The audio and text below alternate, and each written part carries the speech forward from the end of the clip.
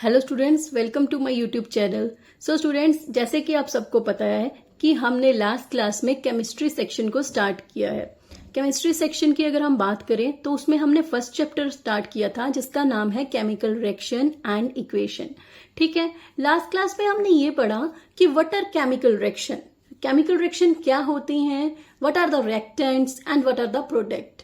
इससे भी पहले हमने एक बेसिक डेफिनेशंस के बारे में पढ़ा जिसको हम बोलते हैं physical change and the chemical change. Clear? मैं ये इसलिए बता रही हूं आपको सो दैट आपको एक बार रिमाइंडर मिल जाए कि आपने लास्ट क्लास में क्या पढ़ा था। हमने पढ़ा था कि जो केमिकल रिएक्शन होती है, these are the processes in which new substance with new properties are formed. एक ऐसे प्रोसेसेस जिसमें हमें न्यू सब्सटेंस के साथ न्यू प्रॉपर्टीज मिलती हैं, उसको हम बोलते हैं केमिकल रिएक्शन। क्लियर?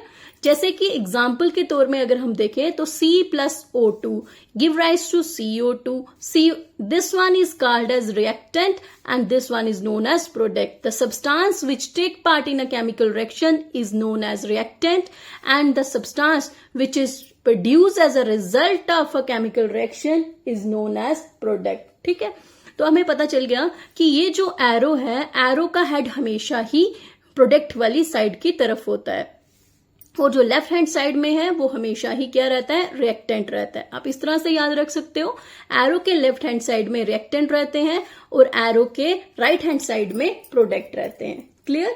आज हम पढ़ेंगे किसके बारे में, कैरेक्टरिस्टिक के बारे में। What are the characteristic of chemical reaction, कि केमिकल रिएक्शन की कैरेक्टरिस्टिक क्या है। तो एक इससे पढ़ने से पहले आपको एक चीज का ध्यान रखना है कि जब भी कभी हम कन्वर्जन करते हैं, when we convert the reactant into product in a chemical reaction is often indicated by some feature, कि कुछ ऐसे फीचर्स होते हैं जो हमें बताते हैं कि रिएक्टेंट क्या हो रहा है, प्रोडक्ट में कन्वर्ट हो रहा है। वो इजिली ऑब्जर्वेबल फीचर्स या चेंजेस जिनको हम नोटिस करते हैं केमिकल रिएक्शन में, उसको हम बोलते हैं characteristic of chemical reaction. Clear? हम बोल सकते हैं कि केमिकल रिएक्शन में कैरेक्टरिस्टिक क्या होती है, इजिली ऑब्जर्वेबल चेंजेस। जो हमें चेंजेस नजर आती हैं केमिकल रिएक्शन में, जिसको हम इजिली ऑब्जर्व कर सकते हैं, उसको हम बोलते हैं कैरेक्टरिस्टिक। ठीक है, इंपॉर्टेंट कैरेक्टरिस्टिक की अगर हम बात करें तो टोटल 5 कैरेक्टरिस्टिक होती हैं हमारी केमिकल रिएक्शन की। फर्स्ट वन जो होती है हमारी, वो होती है एवोल्यूशन ऑफ अ गैस। अगर किसी भी केमिकल रिएक्शन को करते हुए कोई गैस प्रोड्यूस हो तो हम ये बोल सकते हैं ये कि वहां पे कोई केमिकल रिएक्शन हो रही है। ठीक है, एग्जाम्पल के तौर पे हम ले सकते हैं कि जब भी कभी जिंक के ग्रैन्युल्स रिएक्ट करते हैं किसके साथ, डाइल्यूट सल्फ्यूरिक एसिड के साथ। Why the word dilute is use, dilute word इसीलिए यूज किया गया है बिकॉज जो सल्फ्यूरिक एसिड है इसमें पानी मिक्स किया गया है, that's why it is called as dilute. जब भी कहीं आपको डाइल्यूट वर्ड आएगा तो आप बोलोगे इस एसिड में पानी मिक्स किया गया है, दैट्स वाई इसको हम डाइल्यूट बोलते हैं। जब भी कभी जिंक को हम रिएक्ट करवाते हैं डाइल्यूट सल्फ्यूरिक एसिड के साथ तो हमारे हाइड्रोजन गैस के बबल्स प्रोड्यूस होते हैं। The bubbles of hydrogen gas is produce. तो इससे हमें ये इंडिकेशन हो गई कि वहां पे क्या हो रही है, कोई केमिकल रिएक्शन हो रही है जिसकी वजह से हाइड्रोजन गैस प्रोड्यूस हो रही है। क्लियर? तो मोस्ट इंपॉर्टेंट आपको ध्यान रखना है, ऑब्जेक्टिव आता है ये कि जब भी कभी जिंक जो डाइल्यूट सल्फ्यूरिक एसिड के साथ रिएक्ट करेगा तो कौन सी गैस प्रोड्यूस होगी, तो आप सबको पता होना चाहिए हाइड्रोजन गैस प्रोड्यूस होती है जब जिंक रिएक्ट करता है डाइल्यूट सल्फ्यूरिक एसिड के साथ। जब केमिकल रिएक्शन, आप ऐसे बोल सकते हो, the chemical reaction between the zinc and the dilute sulphuric acid is characterised by the evolution of hydrogen gas, की क्या हो रहा है, हाइड्रोजन गैस प्रोड्यूस हो रही है। क्लियर? ये हमें मिल गई एक एग्जाम्पल। ठीक है, अगर हम दूसरे एग्जाम्पल की बात करें तो दूसरे एग्जाम्पल में हमें यह बताया जाता है कि अगर हम डाइल्यूट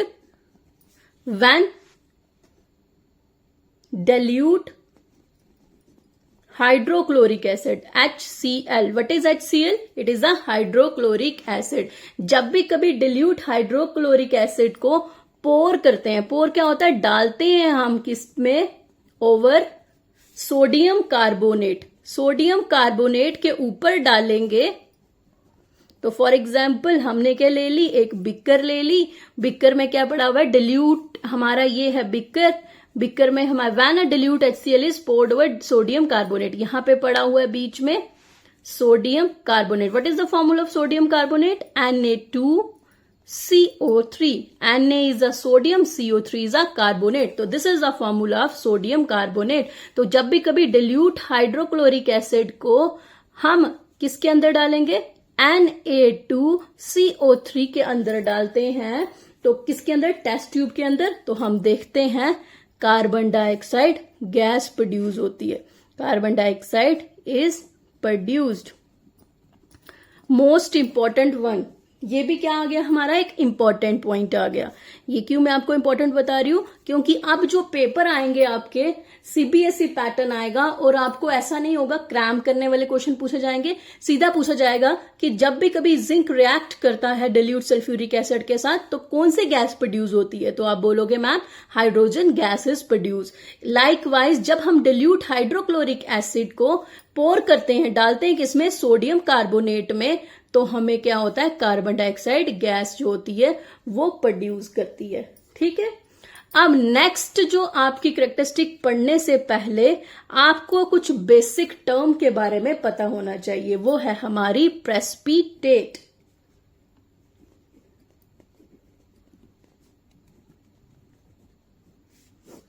हमें ये पता होना चाहिए कि प्रेसिपिटेट क्या होता है. ठीक है, तो देख लेते हैं हम. प्रेसिपिटेट की अगर हम बात करें तो precipitate is a solid product which separate out from the solution during a chemical reaction. अगर एक केमिकल रिएक्शन हो रही है और उससे हमने किसी सॉलिड चीज को अलग कर लिया है तो उसको हम बोलते हैं प्रेसिपिटेट. तो आप बोल सकते हो it is a solid product sorry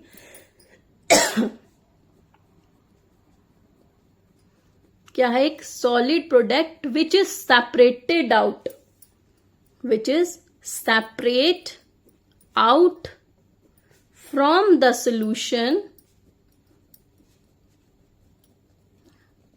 during chemical reaction. कि जब भी कभी कोई भी केमिकल रिएक्शन हो रही होती है उस टाइम जो भी सॉलिड प्रोडक्ट होता है उसको सेपरेट किया जाता है. वो जो सॉलिड प्रोडक्ट होता है उसको हम बोलते हैं, क्या बोलते हो आप उसको हम बोलते हैं प्रेसिपिटेट. ठीक है. अब जो हमारी नेक्स्ट कैरेक्टरिस्टिक है वो है हमारी सेकंड वन. पहले हमने फर्स्ट पढ़ी, अब हम पढ़ेंगे सेकंड वाली जिसका नाम है formation of precipitate. Formation of precipitate. ठीक है. फर्स्ट क्या थी, एवोल्यूशन ऑफ गैस. सेकंड क्या आ गई हमारी, फॉर्मेशन ऑफ प्रेसिपिटेट.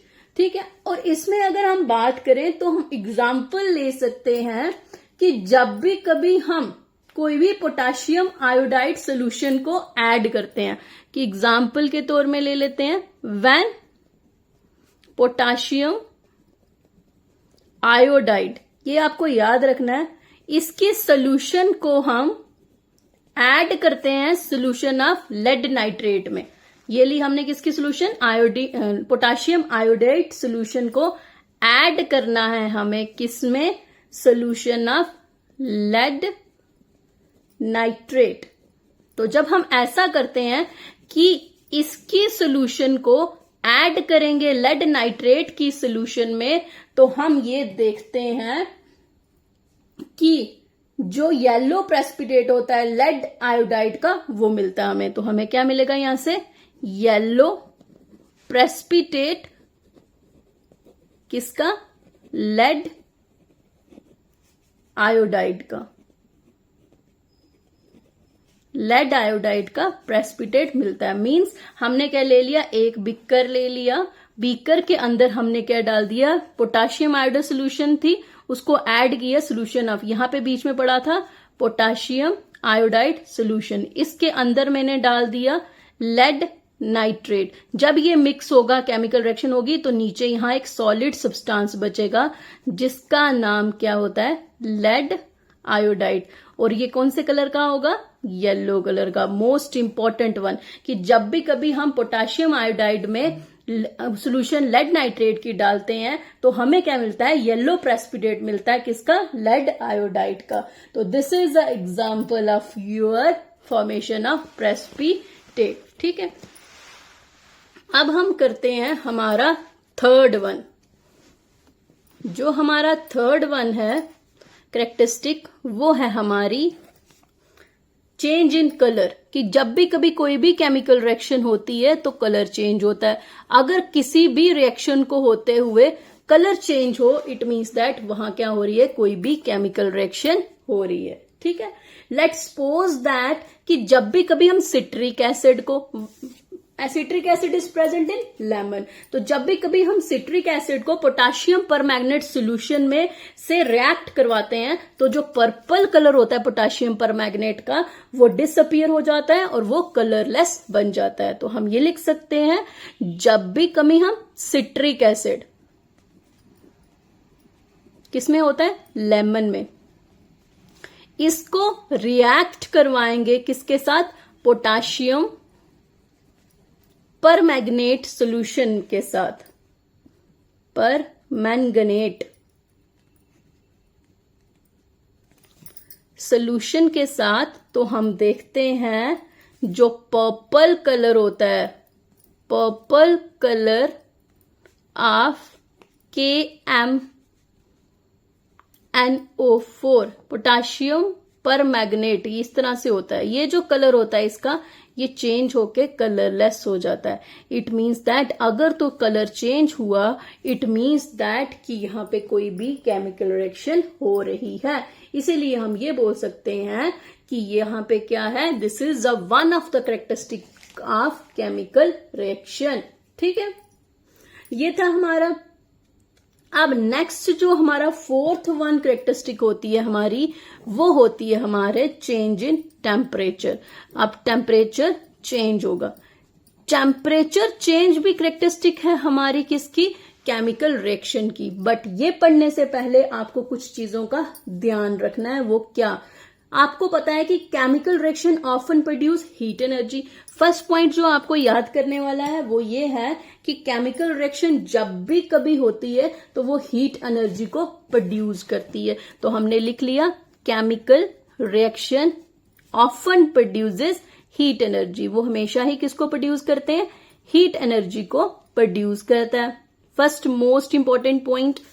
ठीक है, वन पॉइंट हम आपका आ गया, केमिकल रिएक्शन क्या प्रोड्यूस करती है, हीट एनर्जी। आप ये बोल सकते हैं ऑफन, मैक्सिमम टाइम वो हीट एनर्जी को प्रोड्यूस करती है। दूसरा पॉइंट आपको याद रखना है कि जब भी कभी कोई भी chemical reaction, when a chemical reaction produces heat energy, जब कभी भी कोई भी केमिकल रिएक्शन प्रोड्यूस करती है हीट एनर्जी को, तो आप ये बोल सकते हो जो टेम्परेचर होता है वो क्या करता है, इंक्रीज करता है। क्यों, क्योंकि उसने क्या किया, हीट को प्रोड्यूस किया। तो आपने समझ आ गया कि when a chemical reaction produces heat energy, the temperature of a reaction increases. और वो क्या हो जाती है रिएक्शन, इट बिकम हॉट। वो कैसी हो जाती है रिएक्शन, हॉट हो जाती है। ठीक है, तो कई बार ऐसा होता है, सेकेंड पॉइंट, केमिकल रिएक्शन क्या कर देती है, एब्जॉर्ब कर लेती है हीट को। दो केसेस होते हैं, या तो वो हीट एनर्जी को प्रोड्यूस करेगी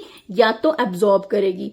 इस सिचुएशन में, जिस सिचुएशन में वो हीट एनर्जी को प्रोड्यूस करती है, तो उस सिचुएशन में जो टेम्परेचर होता है केमिकल रिएक्शन का, वो बहुत ही ज्यादा इंक्रीज हो जाता है। दूसरा केस अगर हम देखें, और जो केमिकल रिएक्शन होती है वो बहुत ही ज्यादा हॉट हो जाती है। अगर दूसरे केस की तरफ देखें हम, तो जब केमिकल रिएक्शन एब्जॉर्ब करती है हीट एनर्जी को, उस केस में जो टेम्परेचर होता है वो क्या हो जाता है, डिक्रीज हो जाता है। इट मीन्स दैट जो भी केमिकल रिएक्शन है वो कैसी हो जाएगी, कोल्ड हो जाएगी। ठीक है, तो ये हम ये बोल सकते हैं when we talk of the change in temperature, जब कभी भी हम बात करते हैं चेंज इन टेम्परेचर की, it means that rise in temperature and fall in temperature. तो कैसे राइज होता है टेम्परेचर, मैंने बता दिया आपको, जब हीट को प्रोड्यूस करेगी तो टेम्परेचर राइज हो जाएगा, जब फॉल करेगी टेम्परेचर को केमिकल रिएक्शन एब्जॉर्ब करेगी हीट को, तब टेम्परेचर क्या हो जाएगा, फॉल हो जाएगा। तो आप बोल सकते हो change in temperature means rise and fall in temperature. Temperature का बढ़ना और कम होने को हम बोलते हैं चेंज इन टेम्परेचर। क्लियर, पता चल गया सबको। तो और ऐसी reaction, the reaction in which heat is produced is called exothermic reaction and the reaction in which heat is absorb is known as endothermic reaction. तो ये दोनों चीजें इंपॉर्टेंट है, ध्यान से देख लीजिए। जहां पे हीट एब्जॉर्ब होती है इसको हम बोलते हैं एंडोथर्मिक रिएक्शन। एंडो मतलब एब्जॉर्ब करना, एक्सो मीने प्रोड्यूस करना, एंडोथर्मिक। और ये वाली रिएक्शन जो होती है इसको हम बोलते हैं एक्सोथर्मिक रिएक्शन। ठीक, I repeat it once again, the reaction in which heat is produce is known as exothermic reaction and the reaction in which heat is absorb is called as endothermic reaction. Let's take an example of an endothermic and the exothermic reaction. Example, first जो example है वो हम लेते हैं exothermic की। ठीक है, तो हमने किसकी एग्जाम्पल ले ली, एक्सोथर्मिक की एग्जाम्पल ले लेते हैं। ठीक है, एक्सोथर्मिक की रिएक्शन की अगर हम बात करें तो हमें पता है C+O2 give rise to CO2 plus heat. तो इट मीन्स दैट यहां पे आप देख सकते हो हीट कौन सी साइड है, प्रोडक्ट साइड की तरफ। तो इट मीन्स दैट जब भी कभी हीट प्रोडक्ट साइड की तरफ होगा तो इट मीन्स दैट हीट क्या हो रही है, प्रोड्यूस हो रही है। ठीक है, तो इसीलिए ये एग्जाम्पल है हमारी एक्सोथर्मिक की। क्लियर, अब हम सेकंड की अगर हम बात करें तो हम अब एग्जाम्पल पढ़ेंगे किसकी, एंडोथर्मिक की। Endothermic reaction is that reaction in which heat is absorbed। ठीक है, example N2 plus O2 plus heat give rise to NO। What is NO? It is a nitric oxide। ठीक है, तो यहां पे देखो हीट कौन सी साइड है, रिएक्टेंट साइड की तरफ। तो आप ये भी समझ सकते हो जब भी कभी हीट रिएक्टेंट किस तरफ होगी इट मीन्स दैट वहां पे हीट क्या हो रही है, एब्जॉर्ब हो रही है। तो जब भी कभी हीट प्रोडक्ट साइड की तरफ होती है तो इट मीन्स दैट हीट क्या हो रही है, प्रोड्यूस्ड हो रही है। क्लियर, तो ये थी आपकी फोर्थ कैरेक्टरिस्टिक जिसको हम बोलते हैं चेंज इन टेम्परेचर। क्या बोलते हैं हम इसको, चेंज इन टेम्परेचर। इसके भी एग्जाम्पल पढ़ने से पहले कुछ छोटे से इंपॉर्टेंट बेसिक पॉइंट है जो आपके लिए बहुत ही ज्यादा इंपॉर्टेंट है, उनके बारे में हम एक बार पढ़ लेते हैं। ठीक है, चलिए सबसे पहले एक जो इंपॉर्टेंट पॉइंट याद रखना है, कैल्शियम ऑक्साइड जो होता है, देखिए कैल्शियम ऑक्साइड, इसका फॉर्मूला होता है CaO। तो कैल्शियम ऑक्साइड की अगर हम बात करें तो कैल्शियम ऑक्साइड को दो नेम से जाना जाता है। एक नेम जो इसका होता है वो होता है लाइम, और दूसरा जो नाम होता है इसका वो होता है क्विकलाइम। तो अगर आपको बोला जाए कैल्शियम ऑक्साइड या फिर बोला जाए लाइम या फिर क्विकलाइम, ये दोनों ही सेम होते हैं। ठीक है, फर्स्ट पॉइंट। सेकंड पॉइंट की अगर हम बात करें तो जो हमारा कैल्शियम हाइड्रो ऑक्साइड होता है, कैल्शियम हाइड्रो ऑक्साइड, इसका भी एक पर्टिकुलर नेम है, इसको बोलते हैं हम स्लैग्ड लाइम। को क्या बोलते हैं, स्लैग्ड लाइम।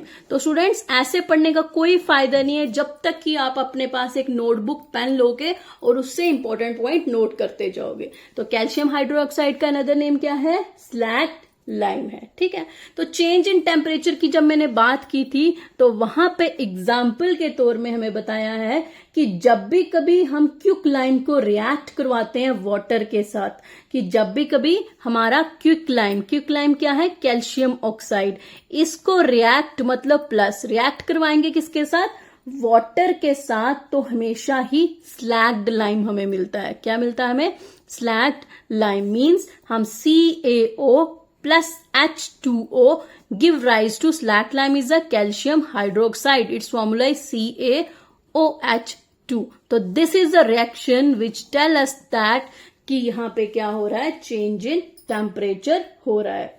तो this heat raises the temperature due to which the reaction mixture become hot. ये इतना ज्यादा टेम्परेचर को इंक्रीज कर देता है कि जिसकी वजह से रिएक्शन क्या हो जाती है, बहुत ही ज्यादा हॉट हो जाती है। तो आप कैसे पता चलता है, अगर हम क्या करें, एक बिक्कर में कैल्शियम ऑक्साइड के बीच में पानी डालें तो हमें स्लैक लाइम मिलता है, और वो बिक्कर को हाथ भी नहीं लगा सकते आप, क्योंकि वो इतना ज्यादा गर्म हो जाता है। क्लियर। अब हमारी बात करें अगर हम नेक्स्ट, तो हमारा जो फिफ्थ लास्ट पॉइंट करेक्टरिस्टिक है वो है हमारा चेंज इन स्टेट। फिफ्थ क्या है हमारा, चेंज इन स्टेट, कि कैसे स्टेट जो होती है चेंज करती है। ठीक है, ये भी क्या है, one of the characteristic of the chemical reaction. तो एग्जांपल ले लेते हैं, जब भी कभी हम वैक्स को बर्न करते हैं, वैक्स क्या होता है, कैंडल की जैसे बोल सकते हैं, candle wax. When the wax is burned, अगर हमने वैक्स को बर्न किया तो हम देखते हैं water and carbon dioxide are formed. हमें क्या क्या मिलते हैं, एक तो वाटर मिलता है, दूसरा कार्बन डाइऑक्साइड गैस प्रोड्यूस होती है। तो this one is also very important. आपसे पूछा जाता है कि जब वैक्स को हम बर्न करेंगे तो कौन सी गैस प्रोड्यूस होगी, तो वो कौन सी है, कार्बन डाइऑक्साइड गैस प्रोड्यूस होगी। तो हम देख सकते हैं इस केस में नाउ वैक्स क्या है हमारी, कौन सी फॉर्म में है, सॉलिड फॉर्म में है, वाटर कौन सी फॉर्म में है, लिक्विड फॉर्म में है, और हमारी कार्बन डाइऑक्साइड कौन से फॉर्म में है, गैस की फॉर्म में है। इट मीन्स दैट हम ये बोल सकते हैं सॉलिड से कोई चीज लिक्विड में चेंज हुई और लिक्विड से फिर कहां से होगी, गैस में। तो ये हमें बताता है कि फिजिकल स्टेट जो होती है वो सॉलिड से लिक्विड और फिर गैस में कन्वर्ट हो गई है। इसीलिए हम ये बोल सकते हैं combustion reaction of candle wax, जो भी कंबशन क्या होता है, बर्निंग, कि कैंडल वैक्स का बर्न करना ये एक करेक्टरिस्टिक है किसकी, केमिकल रिएक्शन की। So student, these are the some of the